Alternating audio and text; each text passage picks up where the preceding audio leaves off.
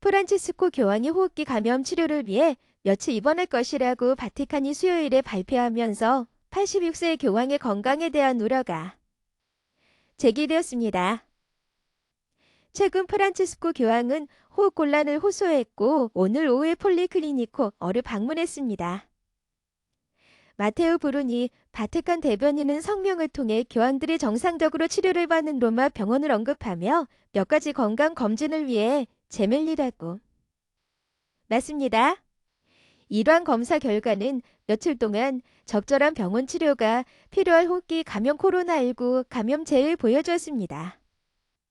프란치스코 교황은 받은 나눔 메시지에 감동을 받았고 친밀감과 기도에 대한 감사를 표합니다. 라고 브루니가 덧붙였습니다. 세인트루이스에서 그의 주간 일반 청중 이후 피터스 광장 프란시스는 여러 가지 검사를 받기 위해 병원으로 옮겨졌습니다. 그날 일찍 바티칸은 방문과 시험이 계획되었다고 말했습니다. 브루니는 성악에서는 이전에 예정된 검사를 위해 오늘 오후부터 제멜리에 계셨습니다. 라고 말했습니다.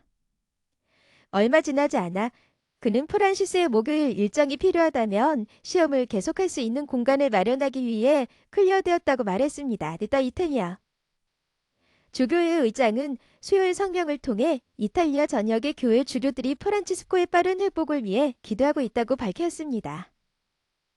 이어 성주님의 빠른 쾌유를 기원하며 대통령직은 전문성과 헌신으로 그와 모든 환자를 돌보는 의사와 의료진을 주님께 맡긴다고 덧붙였습니다. 젊은 시절 심각한 폐렴을 앓았고 폐의 일부를 제거한 교황은 최근 의학적인 문제가 있었습니다. 그는 종종 지팡이를 짚고 다니는 모습을 보였으며 때때로 오른쪽 무릎 통증 때문에 휠체어를 사용하기도 합니다. 작년에 그는 의사들이 그가 20일간의 치료를 더 받고 무릎을 쉬는데 동의하지 않으면 나중에 캐나다로 가는 여행을 놓쳐야 할 수도 있다고 말한 콩고 민주공화국과 남수단으로의 여행을 취소했습니다. 그는 결국 2월에 DRC와 남수단에 갔습니다. 프란시스는 또한 게시렴을 앓고 있는데 게시렴은 대장에 염증이나 감염을 일으킬 수 있는 흔한 질환입니다.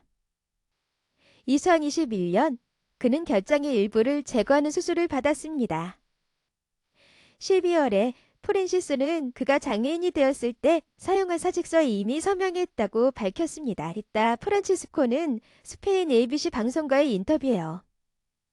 교황이 건강 문제나 사고로 갑자기 직무를 수행할 수 없게 되면 어떻게 되느냐는 질문에 이같이 말했습니다.